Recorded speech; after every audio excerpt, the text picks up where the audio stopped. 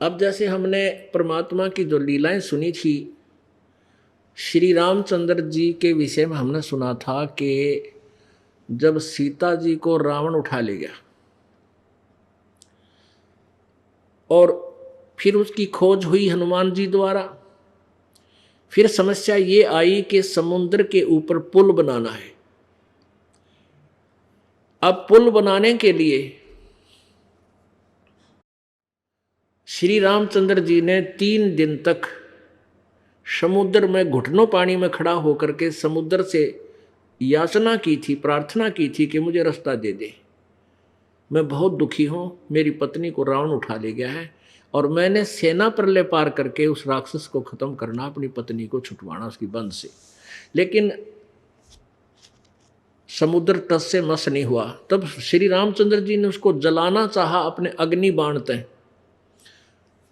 तो उसी समय समुद्र विपर रूप धारण करके ब्राह्मण ऋषि का रूप धारण करके बाहर आया और कहा, प्रभु ऐसा काम करो, लाठी भी ना टूटे, सर्प भी मर जा।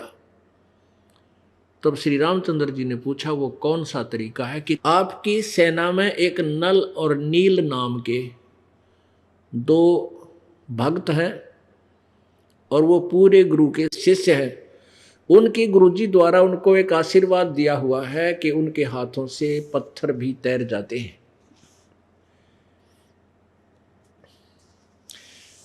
अब जैसे श्री धर्मदास जी पहले हिंदू धर्म में जन्मे थे और रामचंद्र जी, श्री कृष्ण जी और विष्णु और इनकी शंकर जी की महिमा बहुत सुनी हुई थी, तो यही कहा करते थे कि श्री रामचंद्र जी ने समुद्र पे पुल बना दिया। तो परमात्मा ने कहा था, बेटा वो पुल भी रामचंद्र ने नहीं बनाया था, इस दास ने बनवाया था। क्योंकि परमात्मा ने अपने आप को एक दास की भूमिका से भी परिचित कराना था। हम हमारे लिए वो शब्द बोला करते थे। फिर सारी कहानी बताई थी कि नल और नील, इनको बहुत असाध्य रोग था। कबीर जी ने बताया, कहीं पर भी किसी संत ऋषि मंडलेश्वर से इनका रोग दूर नहीं हुआ। सभी ने कह दिया कि तुम्हारे प्रारब्ध का कर्म का दंड है और ये तुम्हें किस्मत में लिखा है, भोगना ही पड़ेगा, आजीवन ऐसा ही चलेगा। तब कबीर परमेश्वर के सत्संग में पहली बार गए थे, परमात्मा के चरण छुए थे। परमेश्वर कबीर जी ने इनके सिर पर हाथ रखा था तो दोनों स्वस्थ हो गए थे। उसके बाद इनकी सेवा में काफ़ी रुचि हो गई थी और ये काफ़ी दिन परेशान रहने के कारण मेंटली डिस्टर्ब फिर भी रहते थे, लेकिन स्वस्थ पूरे हो गए थे। और भगवान में ज़्यादा आस्था होने के कारण ये कोई कपड़े उपड़े भक्तों के, बूढ़े ठेरों के, जो रोगियों के सत्संग में आते थे, 2-4 दिन सत्संग प्रभु किया करते थे ऐसे दरिया के किनारे। तो वो नल और नील परमात्मा ने बता दिया था, बेटा जितनी सेवा भी करोगे वो काम आया करे। सत्संग में आकर के चौधरी नहीं पाके, दास बनकर रहे और सेवा कर अपने हाथा ते, इस तो बहुत बाप कटा करें। अब वो तो दुखी थे, उनके तो कांटे निकल रहे थे। अब वो तो उस दुख में जूता पह रहे थे, भाई फिर ना लग जा। और परमात्मा की प्रत्येक बात को सत्य मानते थे। तो ऐसे वो क्या करते थे, जैसे कोई बुजुर्ग हैं, बीमार हैं, उठ नहीं सकते, अंधे हैं, पैरालिसिस हैं, परमात्मा के पास ऐसे दुखी लोग ज़्यादा आते थे और कुछ दिन वाले को उनको ज्ञान गुण सुना कर धीरे धीरे उनको स्वस्थ कर देते थे। तो वो नल और नील उनके कपड़े ले जाते धोने के लिए या बर्तन साफ करने के लिए। तो दरिया में बैठ, पहले साबुन सुबुन तो थे कोई ना, पानी में पहला भिगो दिया करते, मैल गल जाएगा, फिर देव मोगरा कूटा करते पत्थर पर गिर के, ऐसे कपड़े धोया करते। ऐसे ही बर्तन साफ करते थे, पहले पानी में भिगो देते, फिर रेत से साफ करा करते, दरिया के रेत से। इस दृष्टिकोण से वो कपड़ों को, बर्तनों को पानी में भिगो देते नल नील, और स्वयं दरिया के किनारे किसी वृक्ष के नीचे बैठ के सत्संग में सुनी हुई बातों से चर्चा करते थे और कहते थे, देख किसा भगवान मिला, अपना दुख दूर हो गया है, परमात्मा सब जगह घूम लिए थे, ये सारे नकली संत हैं, सबके पास चले गए थे हम, और सब ने कहते तुम्हारे कर्म में लिख रखा है तो भोगना ही पड़ेगा।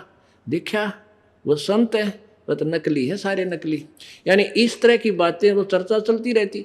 उधर से क्या होता, जब वो धोने के लिए जाते बर्तन कपड़े, तो कुछ कपड़े कुछ बर्तन दरिया के धार में बह जाते उनको पता नहीं लगता, वो वापस आते लेके। अब किसी का कमीज कोई ना, किसी का पजामा खो गया, किसी की धोती नहीं था, किसी का कटोरा को नहीं, किसी की थाली गुम। तो इन्हों कहते भाई मेरे 4 बर्तन ले गया था, 2 ले आए तुम। उनको पता नहीं था, वो कहते नलनील है कि नहीं भी सारे ले आए हम तो न्यू के न्यू।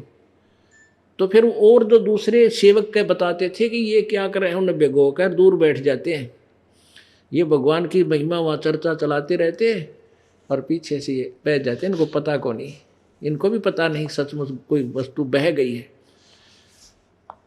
तो फिर 1-2 बार ऐसा हुआ तो उन्होंने कहा भी आगे से हम ठीक ले आएंगे, नलनील कहने लगे आगे ध्यान रखेंगे, फिर भूल जाते।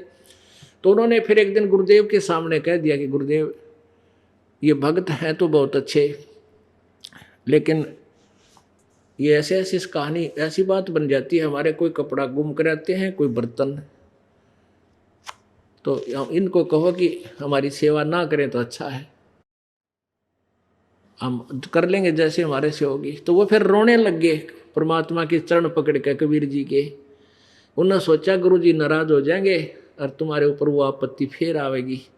कहने लगे नहीं गुरुदेव, हमारी सेवा ना लेना प्रभु, हम बहुत ध्यान रखेंगे। तो दूसरे भक्त कहने लगे जी आए प्रत्येक बार ऐसे ही बोलते हैं, ये इनके बस की बात नहीं है और ये हमारा तो घना काम बिगाड़ दे, हम दुखी हो जाते हैं। ये नहीं कहते कि सेवाएं ठीक नहीं करते, इनसे कहो हमारी सेवाएं ना करें।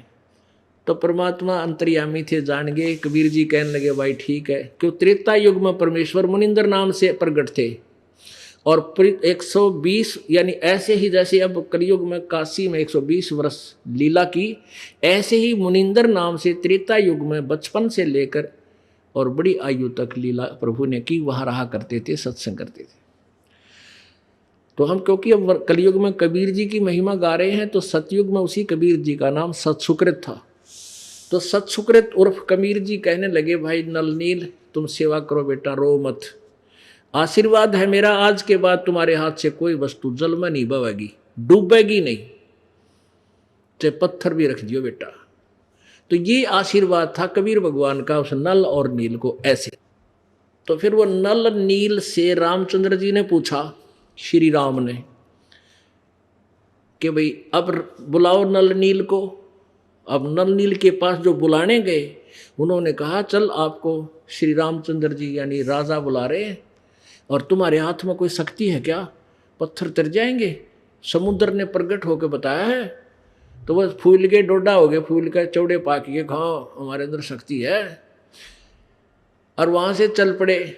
श्री राम ने चंद्र जी ने पूछा क्यों भाई बच्चों, क्या तुम्हारे हाथ में ऐसी कोई पावर है, शक्ति है, पत्थर तर जाएंगे। हाँ जी। अच्छा एक बार एग्जाम्पल एक्सपेरिमेंट करके दिखाओ मैंने। उन दोनों पत्थर ठाए भारा भारा और रखे, पानी में डूब गए। दूसरे फिर ठाए, वो भी डूब गए। वो सोचे क्या हो गया, फिर ठा के रखा, वो भी डूब गया। तब समुद्र ने कहा कि नकम्यो, तुमने अपना गुरुदेव याद नहीं किया, तुम महिमा के भूखे हो। क्योंकि उन्होंने सोचा कि आज तुम्हारी महिमा पूरी सेना में हो जाएगी और तुम्हारे जो है ना पूरी सब महिमा करेंगे, अंगद भी फेल हो जाएगा, हनुमान जी भी फेल होगा तुम्हारे सामने, या किसी के पास पावर नहीं हमारे पास। और यह जीव ने मारे। जिस दिन मैं शब्द आ जाता है उसी दिन प्रभु का हाथ उठ जाता है। फिर ये जीव का जीव है, क्या भी होता है जीव का बता। ये आकाश में उड़ जाता था रावण, एक मालिक की शक्ति लेकर छोटी सी भक्ति करके उसमें सिद्धि प्राप्त कर ली, हवा भर ली टायर में, और वह पंचर होया जब फिर दे ही हो गया, कुछ ना पाया। तो ऐसे हमारी या दुर्गति न्यो होश है। इतने में समुद्र बोला कि अपने गुरुदेव ने याद कर लिया तुम्हें, भगवान ने भूल गया आज दिखा है। तब उन्होंने अपने गुरुदेव को याद किया है, और परमात्मा ने तो करना था वो काम, क्योंकि भक्ता के हितकारी बनकर सबकी करो संभाल जी। सबकी यानी तीनों लोकों में प्रवेश करके सबका धारण पोषण करने वाले, यानी सबकी जैसी भी कोई आपत्ति जो उनके संस्कार वश है, ये परमात्मा ही जाके करता उनको ठीक। अब वो ऐसी स्तुति कर ही रहे थे, एकदम ध्यान गया दूर परमात्मा कबीर जी आने लग रहे, मुनिंदर परमेश्वर जी। नल नील कहने लगे वो आगे हमारे गुरु जी, वो आगे गुरु जी, अब तो सब ठीक कर देंगे। अब अपनी जान बचाने के लिए हमारे अब तो कुछ हुआ नहीं, वो आगे गुरु जी, वो अब सब ठीक कर देंगे। सबकी दृष्टि गई, परमात्मा निकट आ गए, साधु संत रूप में थे। श्री राम जी ने भी नमस्कार किया, सब ने प्रणाम किया। अपनी जो राम कहानी थी श्री रामचंद्र जी ने बताई और कहा, प्रभु मैं बहुत दुखी हूँ, जब आप अपने शिष्यों को आशीर्वाद दे सकते हो शिला तराने की, तो मुझ पर कृपा करो, समुद्र पर पुल बन जावे। श्री रामचंद्र जी ने कहा परमेश्वर से कि हे ऋषि जी, आज आपके भक्तों के हाथ में करामात नहीं रही और मेरा दुर्भाग्य है कि इनके हाथों से भी पत्थर तर नहीं रहे। परमात्मा बोले अब कभी इनके हाथों से तरे भी नहीं गए, क्योंकि इनमें अहंकार समा गया। तब श्री रामचंद्र जी ने चरण पकड़े, प्रार्थना की, हे ऋषिवर, एक बहुत बड़ी आपत्ति का सामना मुझे करना पड़ रहा है, आप कृपा कर दो, कुछ ऐसा वर दे दो ये समुद्र पर पुल बन जावे। तब परमात्मा ने कहा कि इस पहाड़ के चारों ओर मैंने एक रेखा खींच दी है। परमात्मा ने अपनी सोटी ते डंडे ते उस पर पहाड़ के चारों तरफ बहुत लंबे चौड़े क्षेत्र में का एक लाइन सी लगा दी, जैसे लकीर सी खींच दी। कहा कि इसके बीच के पत्थर उठा लो, मैंने हल्के कर दिए, सारे तरेंगे। अब वो पत्थर उठाए गए, फॉर एग्जाम्पल पहाड़ उसमें डाले गए, काट पीट के। नल नील एक कारीगर भी अच्छे थे, तो नल और नील ने फिर वो तराश तरुश के एक दूसरे में फंसा दिए और तर रहे थे वो परमात्मा की कृपा से। अब वो पहाड़ थोड़ी सी दूरी पर था, वहां से उठा कर लावे थे। तो हनुमान जी क्या करते थे, पहलवान थे, अच्छा तगड़ी शक्ति थी, बड़े बड़े पत्थर लाते थे उठा के, और प्रतिदिन वो क्या करते थे, उसके ऊपर राम शब्द लिख लेते थे। अब वो राम शब्द से क्या है कि उस प्रत्येक व्यक्ति, भगवान के चाहने वाले सारे साधु संत इकट्ठे हो रहे थे उनकी सेना में, कि वो अपना नित्य नियम भी ना भूले। राम जैसे पहले हमने देखे, ये लाला जी हमारा वहाँ कणक तो लेने आया करते गांव में, घर में, तो वो क्या तराजू से तोलते थे, 5-5 किलो का एक धड़ी होता था। तो वो एक कहते थे, एक राम जी, 2 राम जी, अपनी गिनती भी करते थे, राम का नाम भी लेते थे, 3 राम जी, यानी 3 हो गए भाई, 3 धड़ी तोल लिया, 4 राम जी, 5 राम जी। तो वो राम शब्द ऐसे लिखते थे, वो तोलते राम जी तो नहीं, तराजू तो तोलते थे। तो ऐसे ही ये हनुमान जी उस पर राम नाम अपनी दिनचर्या डेली करने के लिए वे भगवान का नाम याद रहा रहे, एक राम जी, एक पत्थर लिया, दूसरा राम जी, ऐसे वो लिखा करता था। तो हम पहले क्या सुनते थे कि भाई जब लोक वेद हम सुनते थे, ये सुनते थे कि भाई भगवान राम ने पत्थर तिरा दिए, पुल बना दिया समुद्र पे। फिर कोई कहता ना हनुमान जी ने राम लिख दिया था, राम का नाम, इसलिए पत्थर तिर गए। फिर नहीं कहते ना नल नील ने पत्थर तिराए थे, वो पुल बनाया था, कोई सिर था ना पैर था।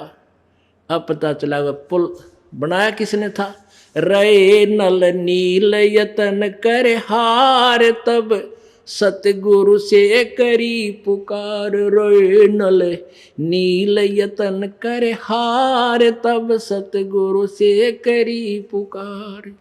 जा सत रेखा लखी अपार सिंधु पे शिला तराने वाले। जा सत रेखा लखी अपार सिंधु पे शिला तराने वाले। धन धन